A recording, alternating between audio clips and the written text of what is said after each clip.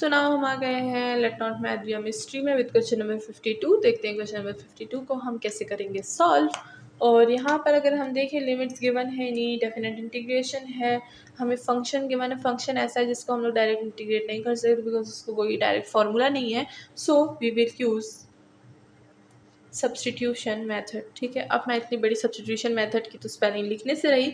So let's see the SM. ठीक है, सो हम सबसे पहले लेट करेंगे। हमारे पास यहाँ पर अगर देखिए फंक्शन हमने वो लेट करना है, फंक्शन हमने वो लेट करना है जिसका डेरिवेटिव भी यहाँ मौजूद हो। ठीक है ना, ये मैं वीडियो में बता चुकी हूँ जब मैंने बताया है कि how to use substitution in integration. ठीक है, तो उसमें मैं साफ साफ बता चुकी हूँ। अगर किसी ने नहीं सुना दोबारा से सुन लें कि हम फंक्शन वो यूज़ करते हैं जिसका डेरिवेटिव भी इसमें मौजूद हो। अगर कोई एक्स्ट्रा चीज़ होती है तो उसको हम बाहर निकाल देते हैं, अगर कुछ नहीं होता तो हम ऐड कर देते हैं। ठीक है, क्योंकि क्या है, ज़िंदगी में नमक कम हो तो डाल देना चाहिए, अगर ज़्यादा हो तो पानी डाल देना चाहिए। ठीक है, तो चलिए आगे बढ़ते हैं। लेट करेंगे कि हमारे पास u है, क्या u है हमारे पास स्क्वायर रूट ऑफ x। ठीक है, अब मैं स्क्वायर रूट ऑफ x को ले रही हूँ। अब आप देखिएगा इसका जो डेरिवेटिव होगा वो भी यहाँ पर मौजूद होगा। तो चलिए स्क्वायर रूट ऑफ x दे दिया, नाउ du लेते हैं। तो ये हो जाएगा हमारे पास 1/2 और स्क्वायर रूट ऑफ x हो जाएगा विद d ऑफ x। अब आप बोलेंगे यहाँ पर 2 नहीं है मैम, तो 2 नहीं है तो हम उसको बाहर निकाल देंगे। जो चीज़ नहीं होती हम उसको बाहर निकाल देते हैं। तो ये जो 2 है ये मेरे पास यहाँ पर मल्टीप्लिकेशन में आ जाएगा। तो अब क्या 1/स्क्वायर रूट ऑफ x है? यस, दिस इज़ 1/स्क्वायर root of x with some d of x। ये रहा। तो मैं यूज़ करूँगी दिस वन एंड मैं यूज़ करूँगी ऑफ कोर्स दिस वन। इसको मैं बोल दूँगी स्टार इक्वेशन। आपको बताया मैंने यहाँ पर लिमिट क्या करनी है, चेंज करनी है, बिकॉज है हमारे पास डेफिनेट इंटीग्रेशन। ठीक है, तो चलिए अब सबसे पहले तो मैं फंक्शन को यहाँ पर पुट करूँगी, उसके बाद हम लिमिट को चेंज करेंगे। तो ये हो जाएगा मेरे पास 2 की पावर क्या हो जाएगी, 2 की पावर हो जाएगी मेरे पास u, हमने जो है u पुट किया था, and dx by square root of x क्या है हमारे पास 2du। तो 2 को मैं बाहर निकाल दूँगी और du को अंदर लिख दूँगी। ठीक है, तो ये हो गया हमारा। नाउ लिमिट को चेंज करेंगे। तो चलिए लिमिट को भी चेंज कर लेते हैं। ये क्या हो जाएगा मेरे पास, ये हो जाएगा मेरे पास सबसे पहले मैं 1 पुट करूँगी। तो लेट x इक्वल टू 1।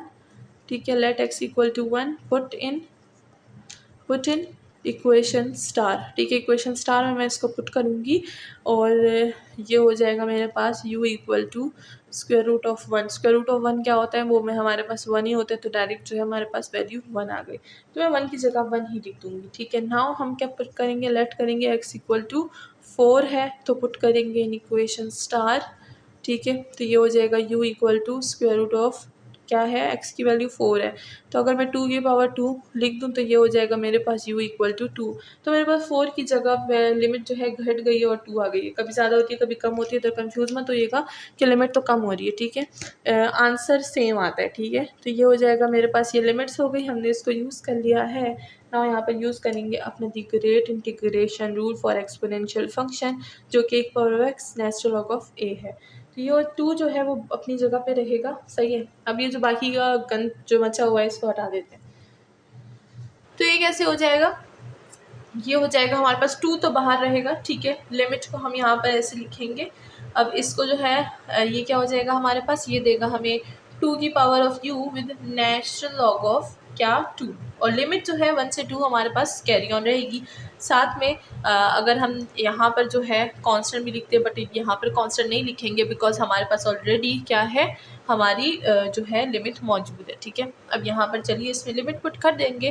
फिर ये हमें क्या दे देगा, ये दे देगा 2 की पावर u है, 4 नहीं है ये, और बाहर 2 तो अपना ऐसे का ऐसे ही रहेगा। 2 की पावर 2 लगाएंगे तो 4 हो जाएगा विद नेचुरल लॉग ऑफ 2 अपनी जगह पे, एंड माइनस अगेन 2 की पावर 1 लगाएंगे तो 2 होगा, एंड नेचुरल लॉग ऑफ 2 अपनी जगह पे एज इट इज़। अब बाहर 2 अपनी जगह पे है, 2 और ये 4 क्या हो जाएंगे हमारे पास, माइनस हो जाएंगे, तो ये क्या हो जाएगा 2 हो जाएगा विद नेचुरल लॉग ऑफ 2। सही है, अब यहाँ पर 2 2 सा क्या हो जाएगा 4 हो जाएगा, एंड अगर हम लोग इसका आंसर यहाँ पर लिखें तो ये हो जाएगा हमारे पास 4 with natural log of 2, and that's all. हमारे पास जो है हमारी कैलकुलेशन पूरी हो चुकी है। तो देखिए हम ये वाला फॉर्मूला हम लोग लिमिट्स में भी यूज़ करते हैं, एंड अगर हमारे पास जो है इन डेफिनेट इंडेफिनेट जो भी हो हम लोग वो दोनों यूज़ करते हैं। लेकिन यहाँ पर हमें ध्यान देना होगा, कहीं कहीं ऐसा होगा कि ये वाली चीज़ यूज़ नहीं होगी, बट एज़ अगर हम लोग उसको देख रहे हो नेक्स्ट आई पे, तो वो हमें क्या दिख रहा होगा, वो हमें दिख रहा होगा कि हम लोग ये यूज़ कर रहे हैं। ठीक है, वो भी बताऊँगी कि वो कैसे करेंगे। फिलहाल तो ये हमारे पास ये वाला क्वेश्चन है, तो हम लोग इसी के चलेंगे। नाउ चलिए चलते हैं विद क्वेश्चन नंबर 53।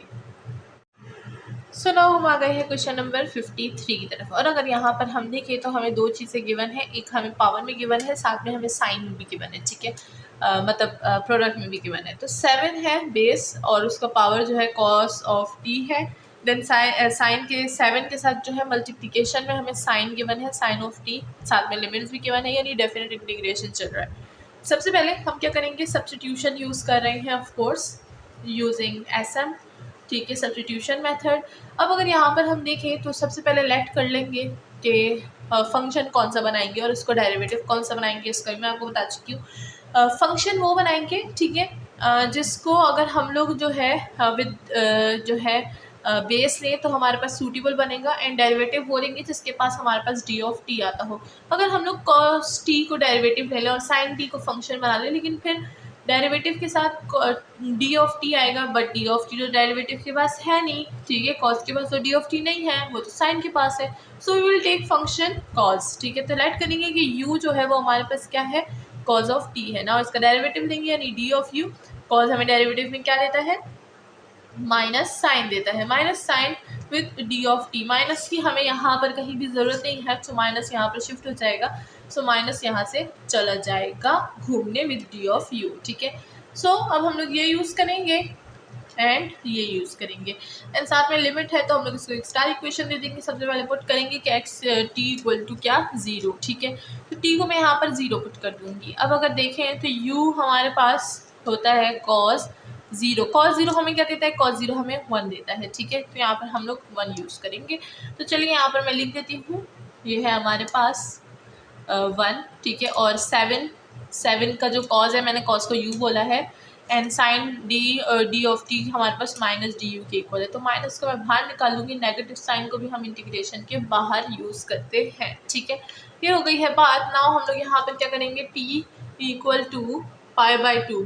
ठीक है, π/2। अब यहाँ पर स्टार इक्वेशन में π/2 पुट करेंगे, देखेंगे कॉस हमें π/2 पे क्या वैल्यू देता है। तो अगर कॉस की π/2 वैल्यू देखी जाए तो हमें 0 देता है, तो यहाँ पर जो है मैं वैल्यू 0 पुट कर दूँगी। सो ये हो गया है हमारा क्या, हमारा जिसको बोलते हैं लिमिट चेंजिंग। सही है, नाउ अगेन मैं यूज़ करूँगी हमारा the great integration of a की power of x equal to a की power of x with natural log of a. ठीक है, तो यहाँ पर मैं क्या करूँगी, माइनस को बाहर निकालूंगी, 7u bye natural log of 7 आएगा मेरे पास। ठीक है, एंड साथ में लिमिट 0 से 1 से 0 जो है कंटिन्यू रहेगी।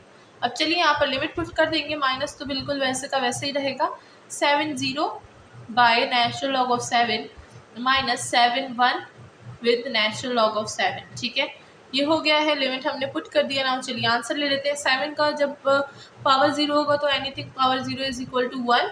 सो 1 minus 7 by natural log of 7। ठीक है, और बाहर जो हमारे पास माइनस है उसको मत भूलिएगा, उसका साथ में लेकर चलिएगा, वरना वो बेचारा खफा हो जाएगा और आपके मार्क्स खा जाएगा। ठीक है, सो 7 माइनस 1 क्या हो जाएगा, -6, माइनस इंटू माइनस प्लस हो जाएगा, और ये हो जाएगा 6 बाय नेचुरल लॉग ऑफ 7। और इसी के साथ हमारा आंसर जो है वो रेडी हो चुका है।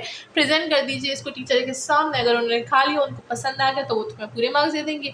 अगर उन्होंने खा लिया, उनको पसंद नहीं आया, तो वो क्या करेंगे, वो तुम्हें देंगे हाफ मार्क्स। वो कभी बोल सकते हैं ना नमक मिर्ची ज़्यादा हो गई है।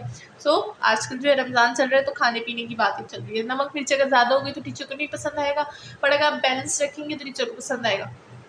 अब बैलेंस किस तरह रखना है, आपने प्रॉपर्टीज सब वाज़े तौर पे बतानी है। आपने ये वाज़े तौर पे बताना है कि आपने ये ऐसा क्यों लिखा है, क्योंकि अगर आप डायरेक्ट लिखेंगे तो टीचर बोलेंगे कि आपने जो है नमक नहीं डाला। दिस इज़ कॉल्ड द नमक। नमक क्या होता है, नमक खाने का बेस होता है। खाने में नमक नहीं होता तो हमें ऐसा लगता है कि ओ माय गॉड दुनिया में क्या नहीं है यार। मतलब अगर आप बिरयानी बिना नमक के खाएंगे तो वो आपको अच्छा फील नहीं करवाएगी और वो अच्छा टेस्ट भी नहीं कराएगी। आप एक चम्मच से ज़्यादा दूसरे चम्मच खाएंगे नहीं। बट अगर उसमें आप जो है सूटेबल बैलेंस नमक डालेंगे जितना आप खाते हैं, तो आपको बिरयानी दुनिया की सबसे लजीजदार बिरयानी लगेगी। ठीक है, तो इसी के साथ हम लोग क्या करेंगे, नमक मिर्ची बराबर रखेंगे। और क्वेश्चन नंबर 53 को करेंगे गुड बाय क्योंकि वो हो गया है सॉल्व। नाउ नेक्स्ट चलते हैं क्वेश्चन नंबर 54।